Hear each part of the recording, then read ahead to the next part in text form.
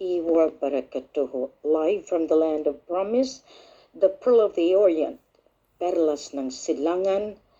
This is Queen Helen Abdurrahman Elizabeth III, September 19, 2023. Mabuhay, Maharlika, Kingdom of God, Lupasug Empire.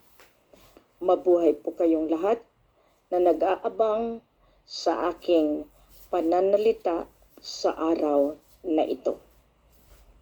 Ako'y palagi natutuwa sa mga panahong ito dahil ang katotohanan ay unti-unti na nabubunyag.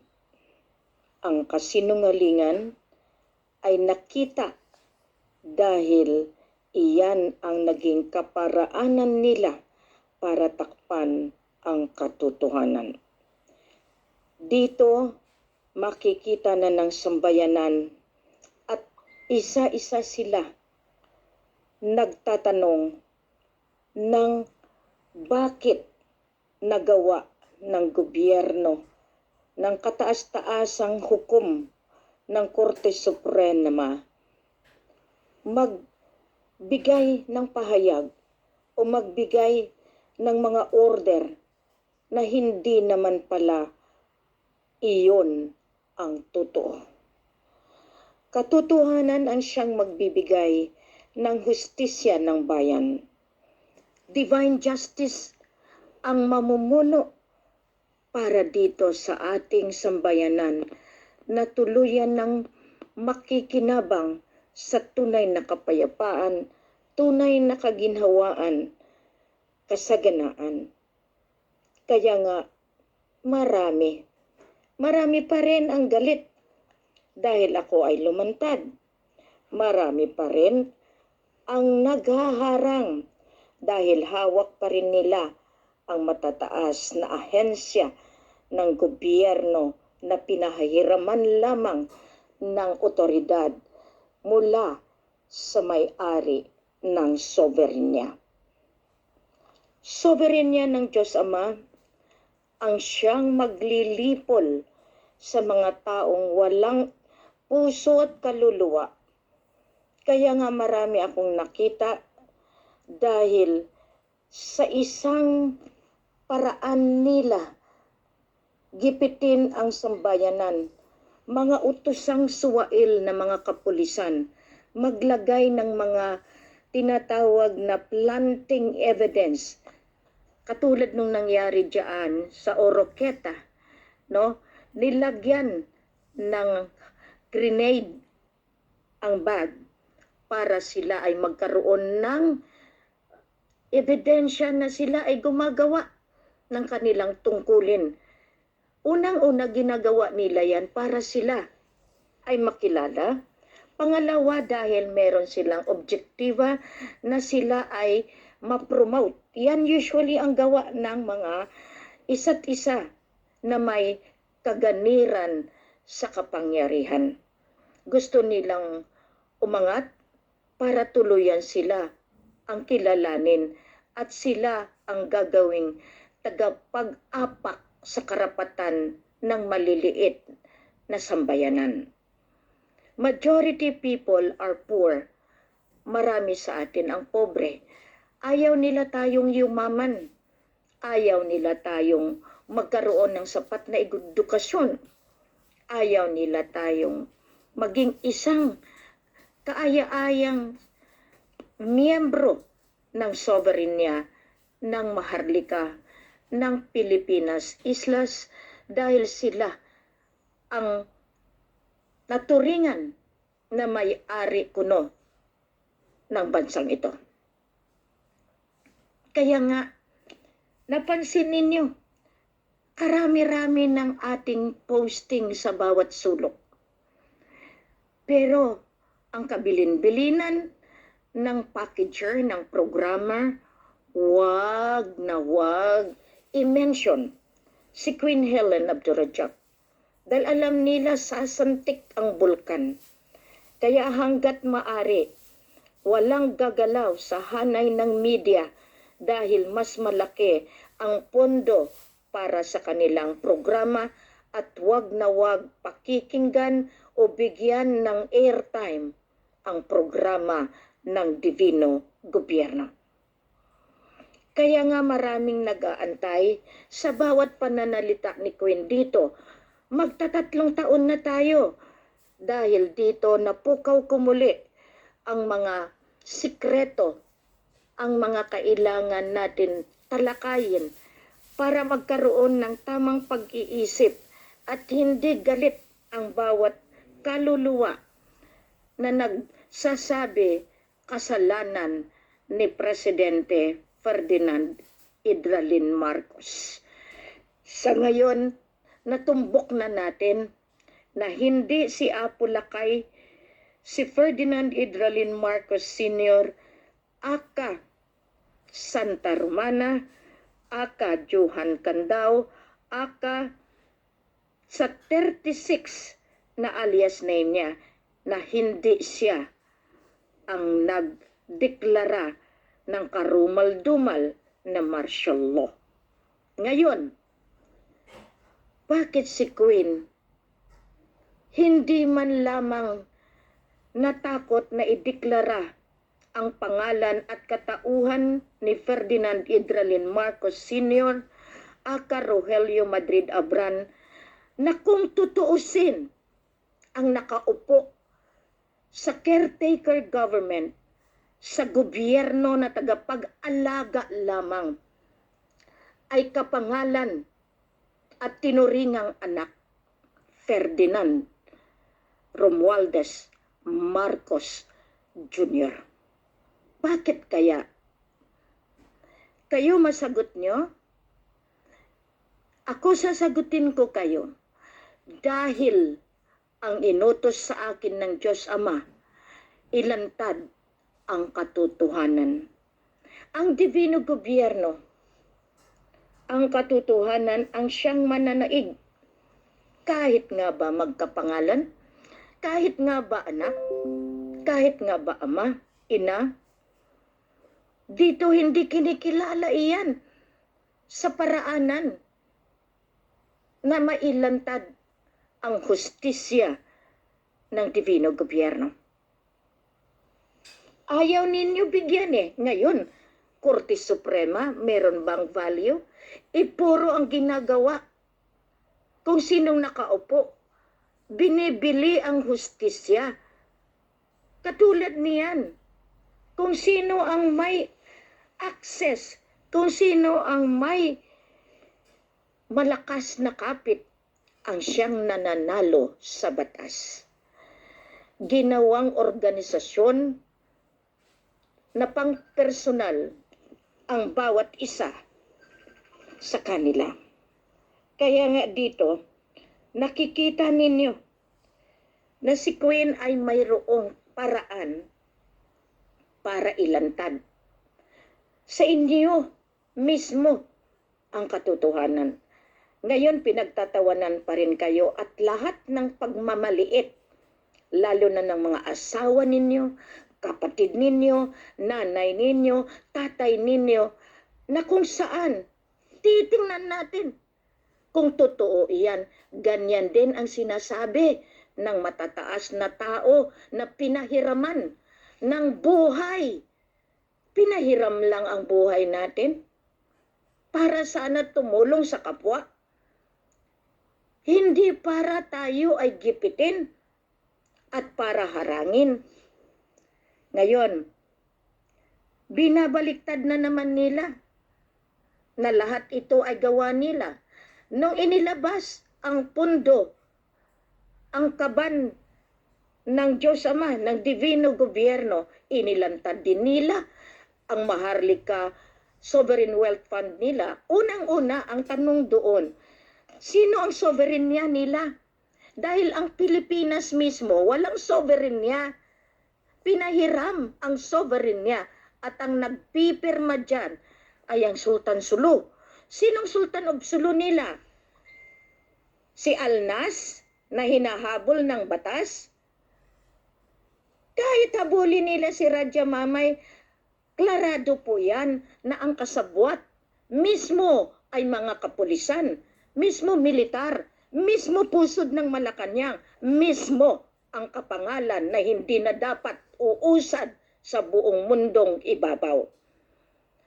Sinira ninyo ang pangalan, ang katauhan. Ngayon, babalik kayo sa katauhan at sinasamba kayo. Maganda, pero sinampal naman. Ayo, yan ang ibig sabihin. Kahit anong gawin ninyo, ang kaluluwa ng matataas na espiritu ang siyang lilitis sa inyo.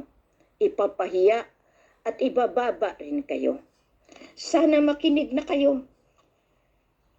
4 ang nilagay para hindi kayo mailubog sa kailaliman na rumagasang apoy ng impyerno. Maraming nagtatanong, Queen, paano iyan? Hindi ka man lang kinilala nila. Mali po yung pananaw na yan. Sila nasa hanay ng kabila. Sinisikap nilang kunin ang gusto nila sa pamamagitan ng vaccination. Iyan, paraan na yan nila, kabal yan.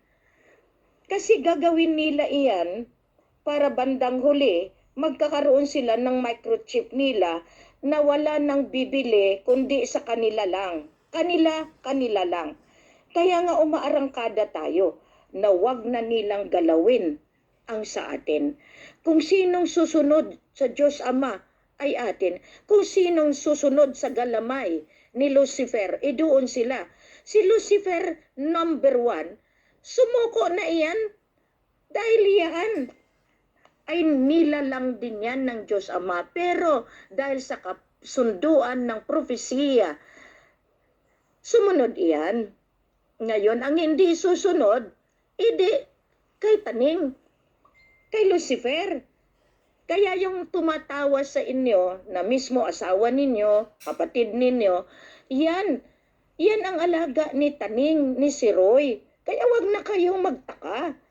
Kung gusto nyong sumama sa kaliwanagan, kahit tatay, nanay mo yan, kung ayaw sumunod, wag mo nang bitbitin. Yan ang ibig sabihin. Wag mo nang dipahan. Kasi ikaw mismo nalilito na.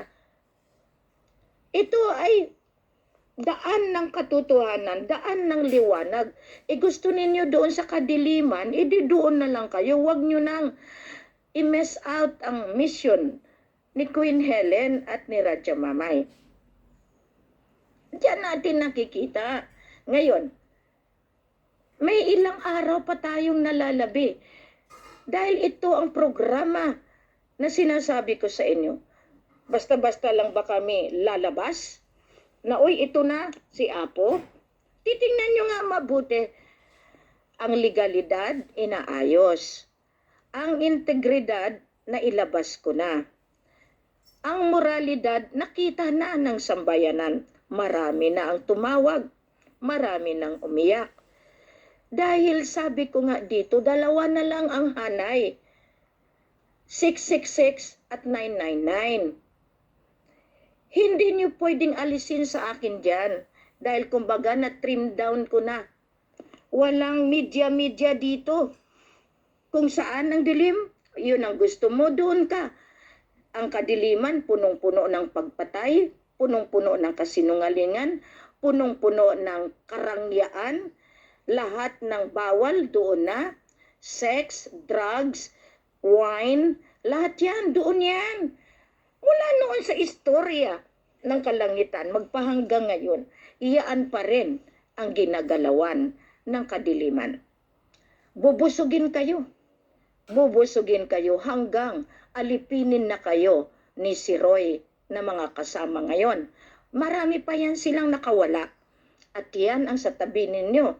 Pinapasukan ng asawa ninyo, pinapasukan ng kapatid ninyo, pinapasukan ang nanay ninyo, ang tatay ninyo, dahil kayo ay hindi nila katanggap-tanggap dahil nagpupumiglas ang liwanag sa katauhan ninyo. Yan ang dahilan.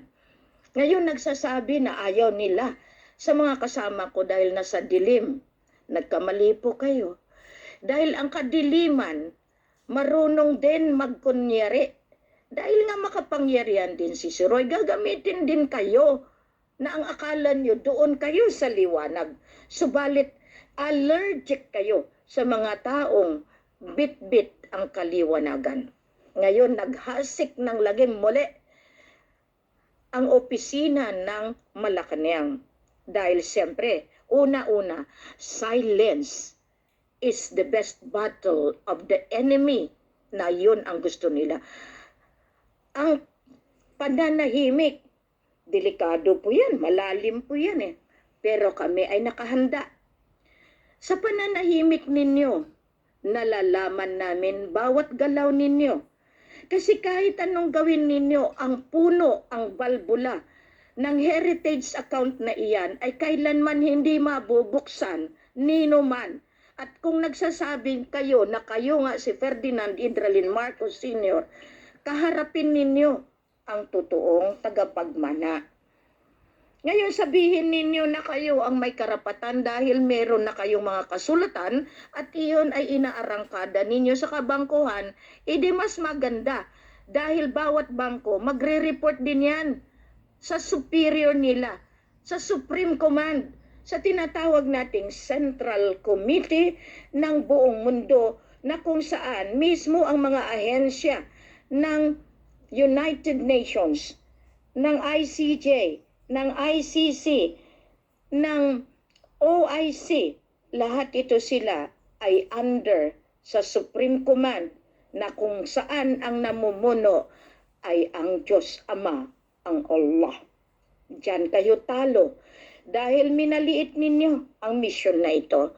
Hanggat hindi sumuko ang bawat isa sa Mapilindo, ako ay naggayak mula noong 2015 sa parallel government. Ang pamumuno natin ay paralismo. Ibig sabihin, meron tayong karapatan, meron tayong otoridad, meron tayong kailangan galawin at hindi na sila susunod, okay pa rin dahil mahahagbong sila doon sa dalan, doon sa daan kung saan ang dulo ay malakas na apoy ng impyerno. Diyan. Ngayon, ay huwag kayong magalit. Hayaan nyo sila. Hayaan nyo sila. Dahil ang huli, ang siyang pagsisisi. Pag nandyan na sila, nasa inyo na yan kung sasagipin nyo pa sila. Dahil the freedom of choice, freedom of religion, freedom of speech ay nasa kamay ninyo. Ang hiling ko lang, huwag kayong magmataas. Marami pa rin ang magagawa kung tayo ay magpakumbaba. Kaya nga dito nakikita ng lahat. Bakit si Queen, kahit hirap na hirap sa pagsalita dahil bawat joints ay kumikirot din yan? Dahil nga siyempre sa inyo, ilan lang kaya ang nagba-black magic sa inyo? Ang alam ko noon, 2010, sinabihan na ako na nag-hire na ang kalaban ng 20 mangkukulam sa Sikihor para ligpitin si Helen. Hindi rin umubra, 2010 yon. How much more ngayon? Pumupunta ng Indonesia, pumupunta ng India, pumupunta ng Tibet para lang i-black magic si Queen Helen na tuluyan ng mamatay para hindi ilantad ang kanilang kabalbalan sa kabal na kanilang kinalalagyan. Tuloy nyo ang baksin ha, kasi kayo ang babaksinan ng Divino Gobyerno. Bakit kaya ayaw bumaba at itinutuloy ang vaccination? Kasi nga hanay ng 666 nga yan. Yan na yung microchips na ginagalawan nila. Kasi mayaman din sila. Ang yaman nila ay ang kaluluwa ng masasama na gustong maging isang mayamang maralita na kung saan gigipitin ang kapwa para sila ang kilalanin ng kanilang mga bossing na punong-puno ng kasamaan at karangyaan at tiyag na sila ang may karapatan. Nakita na ninyo, lahat kayo dyan, mula sa pusod ng Malacanang hanggang sa ating mga kasama. Nakikita ninyo, lahat kayo, meron ng termino, pero ayaw pa rin bumaba. Gamitin nyo na ang batas nyo, pero hindi nyo pa rin makuha ang kapirahan na iniwan sa atin ng Diyos Ama ng Allah. Kaya dito, dinadissect natin. Okay, sabihin na ninyo kayo. Kaya nga minsan natatawa ako Lahat ng nagsasabi, hawak ninyo ang heritage account, hawak ninyo ang pera. Ngayon, nagbigay si Bongbong, nagbigay ang DBP, Development Bank of the Philippines, kasi galing yan sa DBS, galing doon si Bongbong. Lahat yan, kaya nga sinabihan ko rin ang tropa ng Kaliwanagan, pasukan yung lahat ng bangko na nasa pangalan ng Sultanato ng Sulu. Ang DBS Singapore, nagbigay na yan 2015 ng 50 billion na dinala dyan sa Pilipinas. Ang gusto ni BBM, yang nakaupo na yan, senador pa siya, na magpirma kami para ibalik doon kasi may kaso yan. Ngayon, kung siya ay nakalusot sa Singapore, ang lilitisin natin, ang caretaker na president ng Singapore. Yan ang hindi nila alam dahil merong mataas na gobyerno ng buong mundo. Yan ang hindi na malayan nila kung paano nag-ooperate ang political government. Ang human government, meron mataas. Ang divine government, iyan na yung pinakamataas na kung saan lahat ng planeta, lahat ng galactic power ay nakasalalay sa pamumuno ng Creator ng Diyos Ama. Okay, nakikita ko yung mga taong ayaw maniwala. Kasi, isa lang naman ang sabihin nyo sa kanila. Salamat doon pala kayo sa kadiliman. Iyon ang gusto nyo Ayaw nyong sumanib sa liwanag, doon kayo. Dalawa na lang ang daan. 666 at 999. Kabal versus sa kaliwanagan ng Golden Age. Yan ang daan mula ngayon at hanggang sa bukas. Dito, iyan ang aking sinasabi. Paano kayo kukuha ng pera, itatransfer ninyo sa Sovereign Wealth Fund? Meron ba kayong naka-imprenta na pera para gamitin ng gobyerno? Nagprenta kayo sa polymer, nasaan na yung royalty fund na naputol po tayo September 19, 2023. Nasaan na yung ating polymer royalty natin? Nire-remind ko ang ating tagagawa niyan dahil marami na pong nagko-contact kay Queen mula mismo sa Indonesia na mga royal family. Sana po maintindihan ninyo na lahat itong ginagalawan ko, si Queen is recognized as the Queen of the Universum Magnum. Ibig sabihin, lahat po ito matutuntun din. Kaya nga, kung ayaw ninyong gumayak at kumilala, sana dito maiintindihan na ninyo na ito ay kailangan ng solusyonan. Tumino kayo hindi at kilalanin ninyo hindi, wala na ako doon. Dahil may batas po para kayo ay sumunod at kilalanin ang pamumuno ng Divino Gobyerno. Dito nakikita ko, kasi nga, sa kakulangan ng kaalaman, nandoon lang sila sa taginting ng ginto at sa kapirahan. Kaya ang nangyayari tuloy, kung sinong may pera, doon sila kumikilala. Taguan tayo ng kapangyarihan, pero kayo, makikita namin kahit sa pinakamadilim na sulok kayo, dahil ang liwanag ang siya pa ring magbibigay sa inyo ng kaparaanan kung paano mamuhay sa panahong sa ngayon. Tapos na po ang paghahari ninyo, September 16, 2023, at ay ang September 17, strike ng 12:01, kami po ay namuno sa ngalan ng Divino Gobyerno at sa ngalan ng code ng 999 555 888 77333. Lahat pong code na binigay ng Diyos Ama ay iyaan nadadala na dito sa atin lahat. Kaya nga ngayon, ang sabi ko sa lahat ng mga nasa kadiliman, alam niyo ba ang isang bagay na pwede kong ibigay sa inyo kapag kayo ay kinokontrol ni si Roy? Una-una ang pananalita ninyo. Punong-puno ng kapangitan. Punong-puno ng yung panlalait sa iba. Punong-puno ng chismis. Punong-puno ng hindi ko mawari.